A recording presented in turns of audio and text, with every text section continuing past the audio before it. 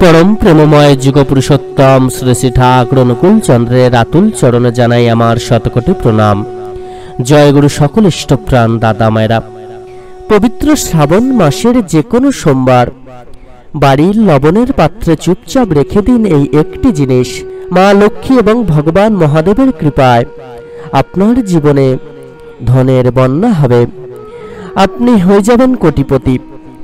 मा लक्ष्मी भगवान नारायण एवं देवादिदेव महादेवेर कृपा एवं आशीर्वाद पाबेन सारा बछर। एखन चलছে श्रावण मास। श्रावण मास हलो खूब पवित्र एकटी मास एवं देवादिदेव समर्पित एकटी मास। ताई हिंदू धर्मे श्रावण मासेर अत्यंत गुरुत्व और माहात्म्य रयेछे। श्रावण मासेर प्रत्येकटी सोमवारे बाबा महादेवेर भक्तरा उपवास थेके बाबार माथाय जल ढालेन एवं विशेष पूजा अर्चना करें। माना हये थाके श्रावण मासे बाबा महादेवेर माथाय जल अर्पण करले एवं विशेष पूजा अर्चना करले बाबा महादेवेर विशेष कृपा लाभ करा सम्भव हय। ताई एई पवित्र श्रावण मासे बाड़ीर नुनेर पात्रे रेखे दिन एई एकटी जिनिस। एते बाड़ीर बास्तुदोष दूर हबे एवं बाड़ीते धन सम्पत्ति बृद्धि पाबे। तार पाशापाशी मा लक्ष्मी एवं शिवेर कृपाय आपनार परिवारेर सकल दुख दुर्दशा केटे जाबे, समस्त बाधा विपत्ति केटे जाबे, सुख शांति अर्थ उन्नति बृद्धि पाबे। भगवान शिव सह मा लक्ष्मी एवं समस्त देवदेवीर कृपा एवं आशीर्वाद लाभ हबे। तार आगे बाड़ीर नुनेर पात्रे रेखे दिन एई एकटी जिनिस। श्रावण मासे बाड़ीते आपनारा कि एकटी आलादा नुनेर पात्र रेखेछेन?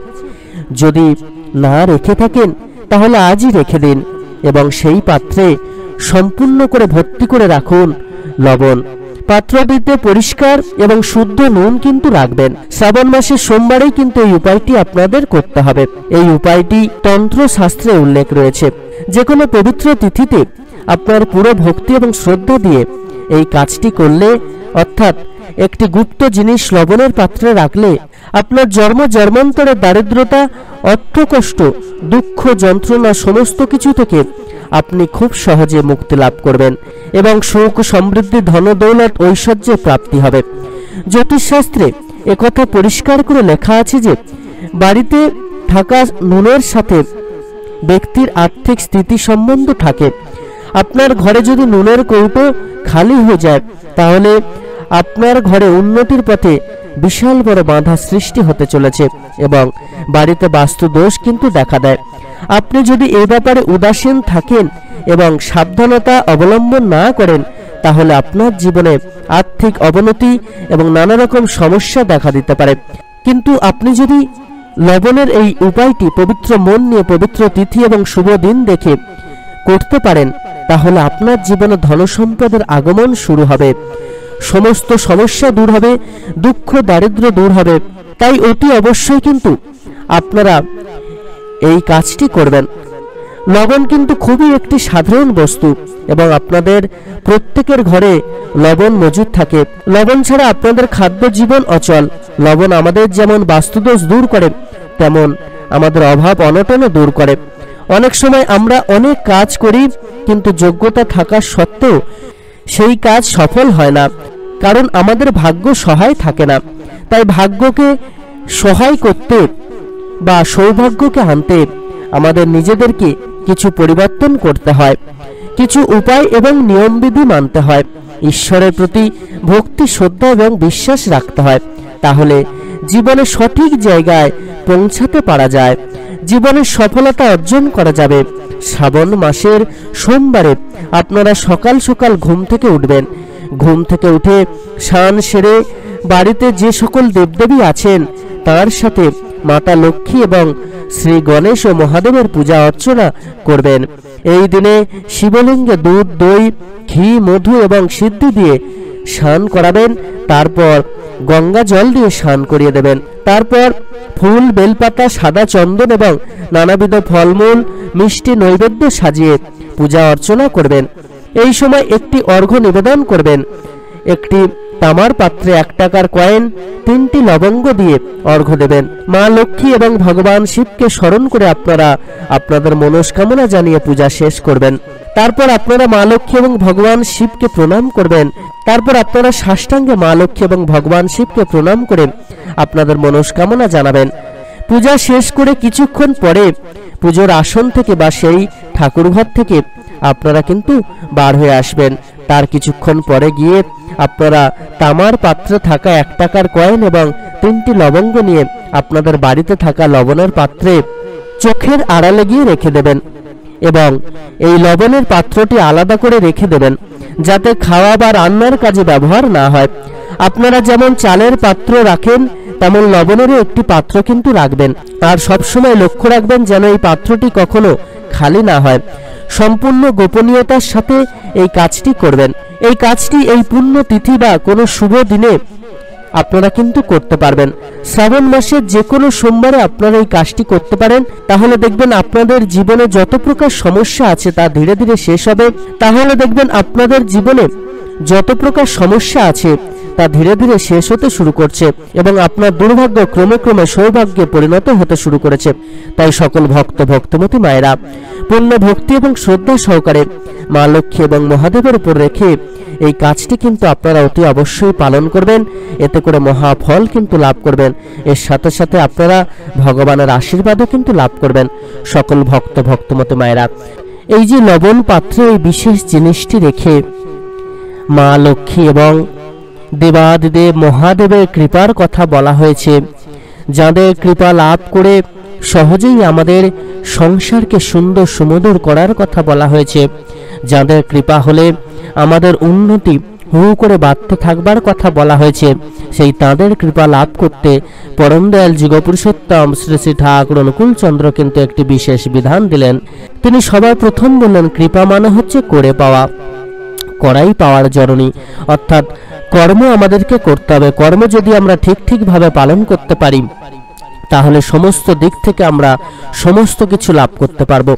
অনেকেই বলে থাকেন ভাগ্য যদি খারাপ হয় তাহলে কর্ম করলেও তো হয় না। এই ভাগ্য ভালো করার জন্য তো কর্ম আছে, সেটাও তো একটা কর্ম। সেই কর্মটা কি? সেটা হলো সাধন ভজন। সাধন ভজনটা ঠিকমতো করতে হবে, তাহলেই প্রকৃত কর্ম করা হবে। শুধুমাত্র আমরা খাটলাম, খেটে ইনকাম করলাম, সেটাকে যে কর্ম বলবো তা কিন্তু নয়। আমাদের এই চলার পথে যে অজস্র কর্ম রয়েছে, যে চলনগুলো, যে অভ্যাসগুলো, যে আচার ব্যবহারগুলো, যে কর্মগুলো করার মধ্য দিয়ে আমাদের জীবন সুন্দর সুমধুর হয়ে উঠবে, আমাদের ভাগ্য বদলাবে।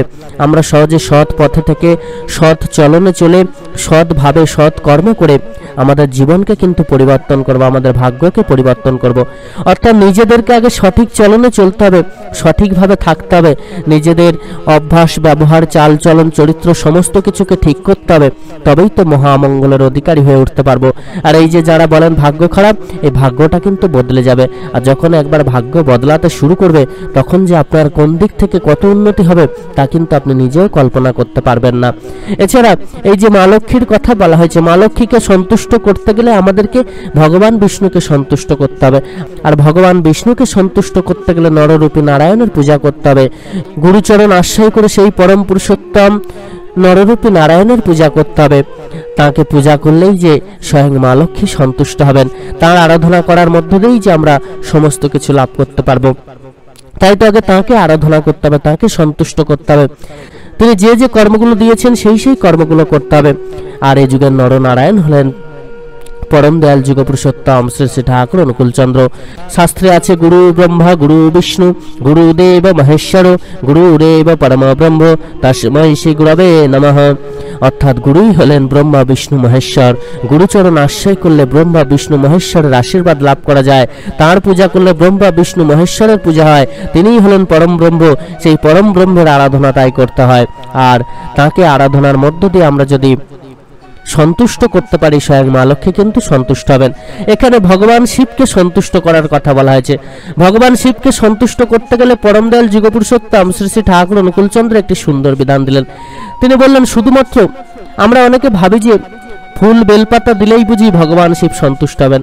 হ্যাঁ, ফুল বেলপাতা যদি আমরা সঠিকভাবে দিতে পারি তাহলেই তিনি সন্তুষ্ট হবেন। আর তার সাথে যে জিনিসটা সবার আগে দিতে হবে সেটা হলো মন এবং ভক্তি। মন এবং ভক্তি যদি না থাকে তাহলে কিন্তু যতই আমরা ভুল বেলপাতা দিই না কেন কোনো কিছুতেই কিছু লাভ হবে না।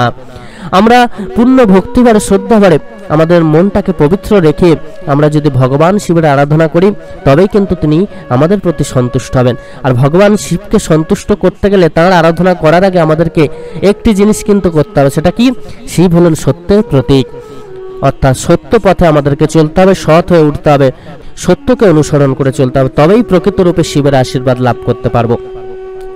আমরা যদি না নিজে সৎ হই, আমরা যদি না নিজে সত্যকে অনুসরণ করে চলতে পারি, তাহলে কিন্তু কখনোই আমরা প্রকৃত রূপে ভগবান শিবকে সন্তুষ্ট করতে পারবো না। যতই আমরা ফুল বেলপাতা তাঁর শ্রীচরণে অর্পণ করি না কেন, বা যতই আমরা জল ঢালি না কেন, অনেক আবার গাঁজা খেয়ে চলেছেন জল ঢালতে, তো এই সমস্ত হচ্ছে নিজেদের বিকৃতিকে প্রশ্রয় দেয়, আর কিছুই নয়। ভগবান শিব গাঁজা খেতেন নাকি? তিনি নাকি গাঁজা খেতেন, তাই সবাই গাঁজা খায় বর্তমানে অনেকে বলে থাকেন।